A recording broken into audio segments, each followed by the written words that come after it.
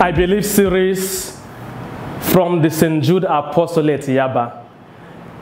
Season 10, I Believe in the Forgiveness of Sins. Episode 5, The Power of the Keys. The Power of the Keys. Dear friend, sin brought about disaster. When our first parents sinned, they were driven away from paradise, and the gate of heaven was shut behind them. And nobody could open the gate of heaven except the Lamb that was slain. In Matthew chapter 16, from verse 19, Jesus gave the power of the keys to his church. He said, Peter, you are a rock. Upon you I build my church, and the gates of Hades, the gates of hell, will not prevail against the gate of heaven. In other words, sin is gate of Hades, because it was sin that brought about shutting of the kingdom of God against God's creatures. I give you the keys. Any sin you forgive are forgiven. Anyone you retain, they are retained. If you release anybody, the person enters heaven. And if you shut the gate of heaven, it remains shut. That is power of the keys. It is with this power that the church offers forgiveness of sins, such that when the priest raises hands and says, I absolve you, I set you free, I open the gate of heaven for you, he is doing what Jesus did while hanging on the cross.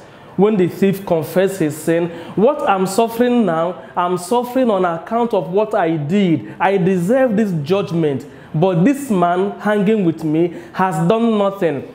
Jesus, remember me in your kingdom when you come. Jesus said, today, this very day, you shall be with me in paradise, for I have opened paradise for you.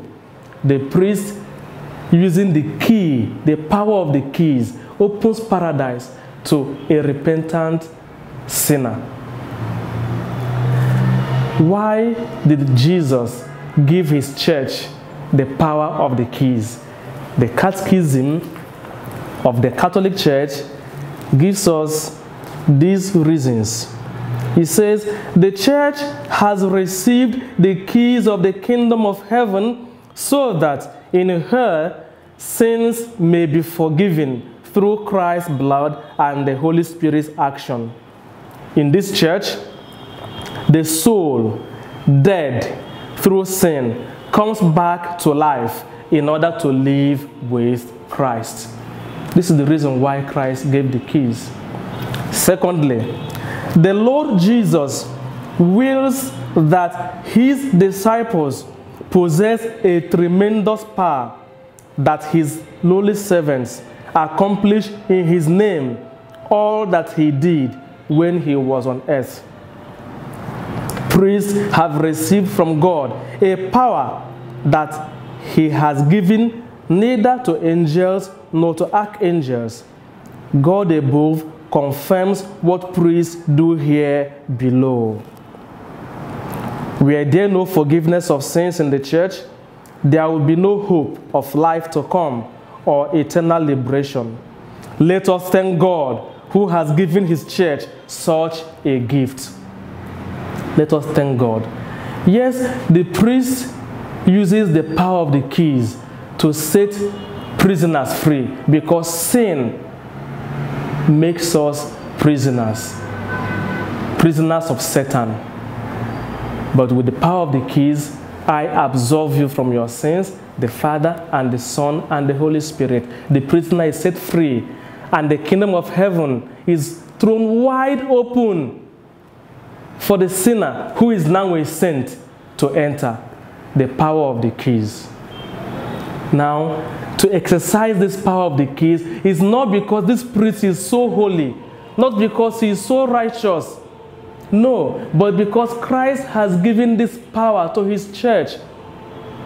This should then address the question or the concern of those who believe or who feel that how can they confess their sins to a priest when they know that the priest is equally a sinner? Whether the priest is a sinner or a saint, he is not performing his own ministry. He is performing the ministry of the church, the ministry of Christ. The ministry of Christ, that is what he's performing. He's performing this ministry using the power of the keys. This explains why the church teaches us that the sacrament, permit me now to use these terms, that the sacrament works ex opere operato. What does it mean? That regardless of the worthiness or unworthiness of the minister, the sacrament is active. The sacrament is effective. Whether the priest is holy or not, the sacrament is effective. That is not to say that the minister should not be holy. No, he should be holy. But even if he is not, even if, I take it again, even if the priest, the minister of the sacrament of reconciliation, even if he is a sinner, the effectiveness of the sacrament is still active, is still valid, because the sacrament does not depend on the priest who is administering that sacrament. The grace of this sacrament, the effectiveness of this sacrament is dependent on Christ himself, because it is accomplished through his blood. And he gave the power of the keys to accomplish this. The sacrament does not depend on the holiness of the minister. The effectiveness of the sacrament, the grace that the sacrament confers, comes from Christ, comes through his death, through his blood, in the power of the Holy Spirit.